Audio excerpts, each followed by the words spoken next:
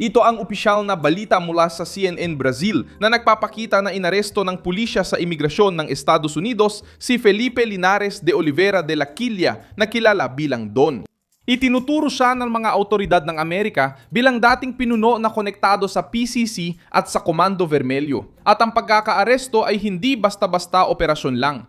Nangyari ito sa Mooresville, North Carolina matapos ang isang traffic stop, isang tangkang pagtakas, isang habulan, isang banggaan sa kalsada at ang pagkakahuli. Ngayon, inilalagay na ang mga pangalang konektado sa grupong kriminal ng Brazil sa sistema ng pulisya ng Amerika. Ito ay bahagi ng bagong yugto ng paghihigpit laban sa organisadong krimeng Brazilian sa labas ng Brazil. Ayon sa autoridad ng Amerika, si Don ay hinahanap sa Brazil dahil sa sabwatan sa krimen at panghingikil, irregular na katayuan sa imigrasyon sa Estados Unidos at pagtatangkang tumakas papuntang Mexico. Sa loob ng sasakyan, nakakita ang mga ahente ng mga cellphone, laptop, pera at isang siyam-mm na baril. Kinumpirma ng asawa niya sa autoridad na pinanatili siya roon labag sa sarili niyang kalooban. Kaya lumitaw ang tanong, ano ang ginagawa ng Brazilian na ito sa Estados Unidos? Bakit naganap ang pag-aresto kasabay ng bagong yugto laban sa PCC at Comando Vermelho? Paano nagiging delikado sa estruktura ng grupo ang mga nakuhang datos? Ikukwento ko na lahat sa iyo. Kung gusto mo ng ganitong klaseng diretsyong nilalaman na walang paligoy-ligoy, mag-subscribe ka na dahil araw-araw may ganitong video dito.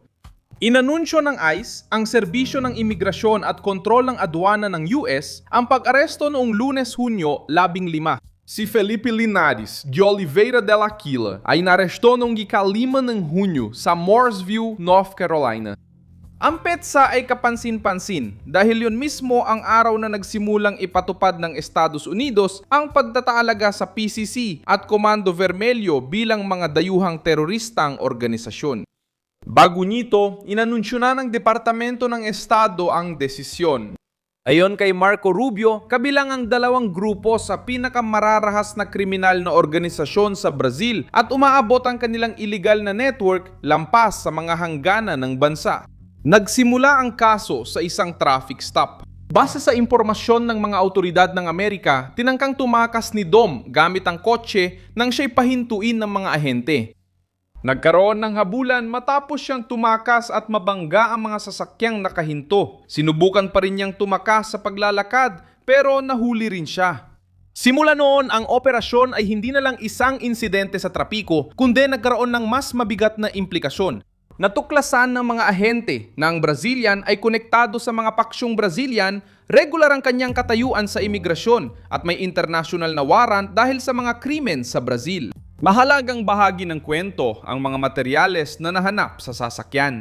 Kinumpiska ng mga ahente ang iba't ibang cellphone, laptop, pera at isang 9mm pistola. Sa praktika, maaaring maging minahan ng impormasyon ang mga kagamitang ito para sa investigasyon.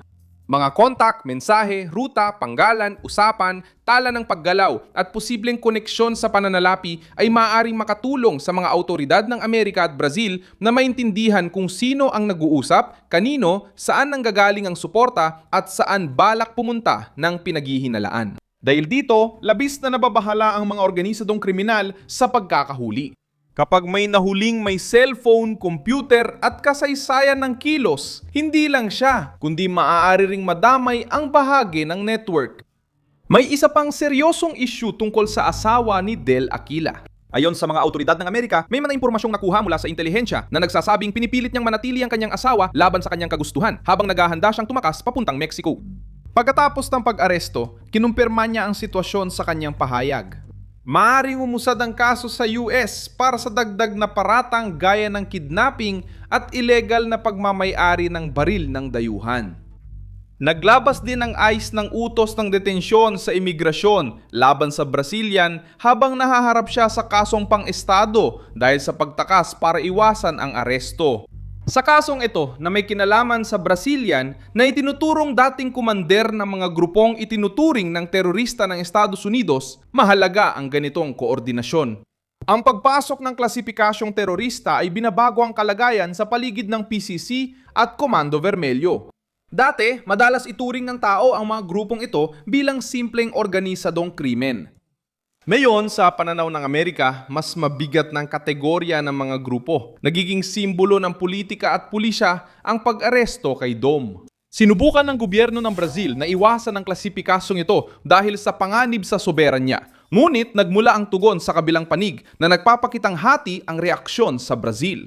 Hiniling ni Andre Rodriguez, Direktor General ng Federal na Pulisya, na dagdagan ng Estados Unidos ang tulong sa pag-aresto ng mga tumatakas, pag-block ng ari-arian at pagbawi ng ilegal na yaman. Ngayon, lumitaw mismo ang isang malaking pag-aresto sa teritoryo ng Amerika. Ang panawagan para sa aksyon ay nagkaroon ng konkretong resulta. Maaring hindi nito masolusyonan ng lahat, pero ipinapakita nitong gumalaw na ang makina ng Amerika sa pag-aresto. A máquina americana já começou a se mexer. At para sa mga nagsasabing hanggang salita lang ang usapan, ang pag-aresto sa North Carolina ay nagdala ng usapin sa ibang antas. Sumali rin si Sergio Moro sa usapan at sinabi ng senador na maaaring simboliko lang ang tulong ng Estados Unidos laban sa PCC at Komando Vermelyo. Ang aresto kay Dom ay nagpapataas ng presyon sa pagsusuri. Kung may mahahalagang datos ang nakumpiskang kagamitan, magiging tunay ang epekto ng tulong sa investigasyon, hindi na lang simboliko. Si Odilon de Oliveira, requiradong federal na hukum na kilala sa laban kontra organisadong krimen sa hangganan, ay pinagtanggol ang pagklasipika ng mga grupo bilang terorista. Sabi niya, ang PCC at Komando Vermelyo ay hindi lang gumagawa ng krimen, kundi kumokontrol din ng teritoryo, hinahamon ng Estado at nagpapataw ng sarili nilang mga patakaran. Pinatibay ni Odilon ang teoryang posibleng maging mapagpasiya ang intelihensya ng Amerika. May kakayahan ng Estados Unidos na subaybayan ang pera, komunikasyon, paggalaw at mga internasyonal na koneksyon gamit ang lakas na madalas ay hindi kayang mapanatili ng Brazil ng mag-isa. Ipinagtanggol din ni Flavio Bolsonaro ang pagsama ng mga milisya bilang terorista sa pinalawak na talakayan. Nilalabanan ng pahayag na ito ang bintang na ang kanan ay tumututok lang sa PCC at Komando Vermelyo para protektahan ang ibang grupong kriminal. Sa pagsasama ng mga milisya sa parehong usapin, itinutulak ni Flavio ang talakayan sa mas malawak na direksyon. Ang sinumang kumokontrol ng teritoryo, nagbabanta at nagsasamantala sa iligal na serbisyo bilang kapangyarihang paralelo ay dapat tratuhin ng mahigpit. Binababago nito ang politika dahil tinatanggal nito sa kaliwa ang argumento na magiging selektibo ang klasifikasyon. Ang pagkakakulong sa Estados Unidos ay konektado sa bagong usapin dito sa Brazil. Ngayong Martes, ika-16 na Hunyo, inilunsad ng Pulisyang Sibil ng Roraima ang Operasyon Rota do Norte laban sa mga pinaghihinalaang konektado sa Trem de Aragua sa 6 na estado. Ipinapakita ng investigasyon ang pagkakasangkot sa kalakalan ng droga, money laundering at pagbibigay ng armas para sa Komando Vermelyo sa Amazonas at sa Rio de Janeiro. Ipinatupad ang 25 na warrant of arrest at 30 na search and seizure warrant sa Roraima, Amazonas, São Paulo, Rio de Janeiro, Minas Gerais at Paraná.